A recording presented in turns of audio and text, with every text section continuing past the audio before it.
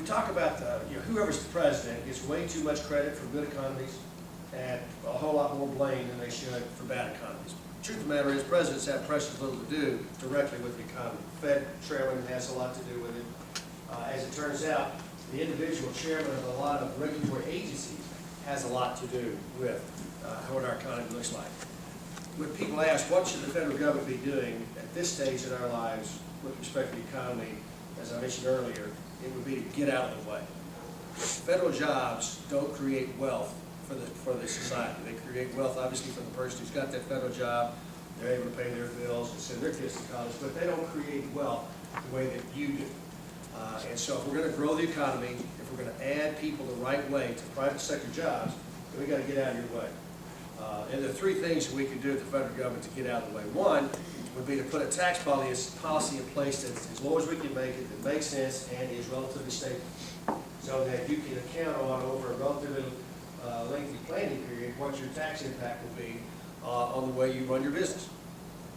We don't have that right now. As you know, the current tax code will calls for all of your individual income taxes to go up again on January 1, 2013. That will be a big piece of the 2012 election, is what do we do with those tax rates. The Republican budget that we passed, which is basically a blueprint for where we see the next 10 years going. It's not law, doesn't have any teeth, except with respect to spending for 2012, has in it the idea that we would lower corporate tax rates to 25%, lower top individual rates down to 25%. We're going to have to spread the base by eliminating certain deductions and credits that are in the code, but the idea is to flatten the rates, spread the base so that we still collect about 18% of the GDP, an amount equivalent to 18% of GDP to run the federal government on. That's about the most we ought to be collecting. So then the pressure is to force the spending under that 18%, or as near it as we can possibly get it. Right now we're approaching 22 to 25% of GDP on the government spending, and that's way too much to take out of the economy to spend on the carrying fee of our federal government. So a tax policy that makes sense and is as stable as we can keep it for as long as we see in the future, so that you can plan what your tax impact is. The other thing is the regulatory burden. We've got several regulatory agencies that are, in my view, running amok and are damaging the economy without proper analysis. EPA is one of those. Department of Transportation's got some things going on that it causes increase in cost of doing business. The whole permitting process for offshore drilling, Alaska drilling, and the way those leases are done, regulations that are stifling the growth in this economy. So regulatory scheme that makes sense. We will always have regulations. God starts off with 10, and we've been adding to it since then. And good, thank you. As a CPA, I'm not very funny. We just have an acquired taste in humor that is not shared by a lot of people. So that may be the funniest thing I say. I appreciate everybody out in the audience getting this. So thank you very much. I was next door doing some things and tore the deal, and heard the previous speaker. He had you guys in stitches. And I'm thinking, oh, darn, I hate to follow a guy who can make the group laugh and keep their attention, because that is not my forte, generally. But a regulatory scheme that makes sense. We're going to have regulations. They ought to do the minimum necessary to protect what we need protecting. I mean, we all want to breathe clean air, drink clean water, take care of the land, treat each other fairly, treat workers fairly, all those kinds of things. But in doing so, we ought to do it in ways that allow the folks who have to comply with those regulations to do it in the least cost-effective, or the most cost-effective, least costly way possible. And there are ways to do that we can make that happen. And then, and this is a bit heresy, but at some point in time, those regulations may have run their course and are no longer needed. And I got some bankers in the room who would shake their heads up and down violently on this one. And once that happens, they ought to go away. Community Reinvestment Act may be one of those whose time has come and gone that needs to be set aside, so that you pull that regulatory scheme off of bankers to help make room, so to speak, for the Dodd-Frank regulations that are going to be coming across this entire lending spectrum that we've got out there. And then the third thing is we've got to reduce the size of the federal government. Taking, as I said, 22 to 25% out of the equivalent spending on the economy, spending that federal government is beyond the pale. We cannot prosper as a nation for the private sector if we've got that heavy a burden on ourselves with government. If you look at the array of federal programs that are out there, we are in an awful lot of areas that our founding fathers, I think, never intended for the federal government to do.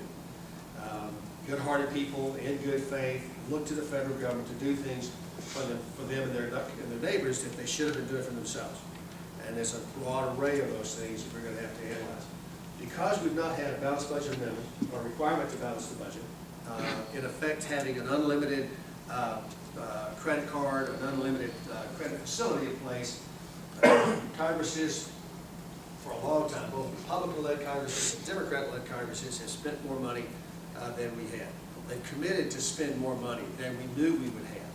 If you look at the current circumstances we've got, as we saw, debt limit reached yesterday, $14.3 trillion of hard debt that's represented by paper.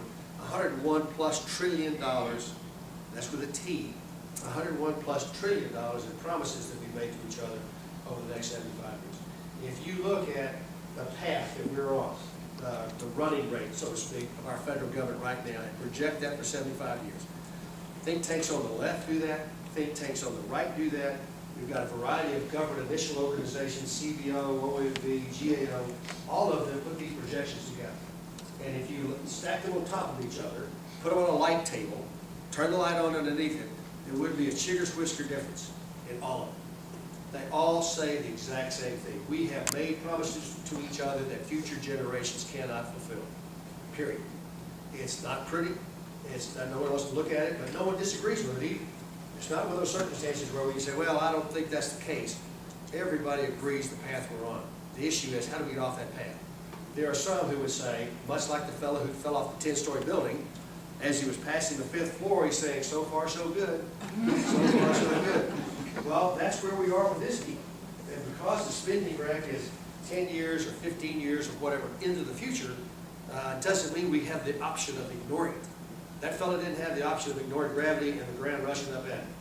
We don't have the option of ignoring this item. Now, when we cut spending the way we must, we say that again, when we cut it the way we must, there will be people who lose jobs, who lose their job.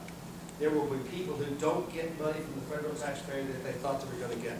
And for them individually, it is going to be hard, spectacularly hard. I'm not so cold-blooded accountant that I don't understand the emotions associated with that.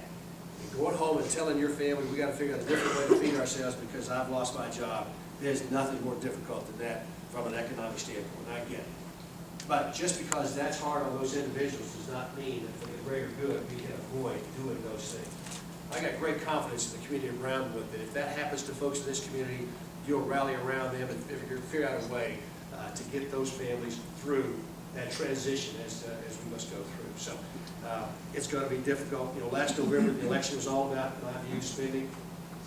Everybody's, a lot of fervor for cutting spending, cutting the size of government. If you look at the congressional elections, in which Republicans won 242 of the 435 seats in the House, a clear majority of the folks in November 2010 said, I think, let's cut the size of government, cut spending. I think you can interpret the numbers that direction.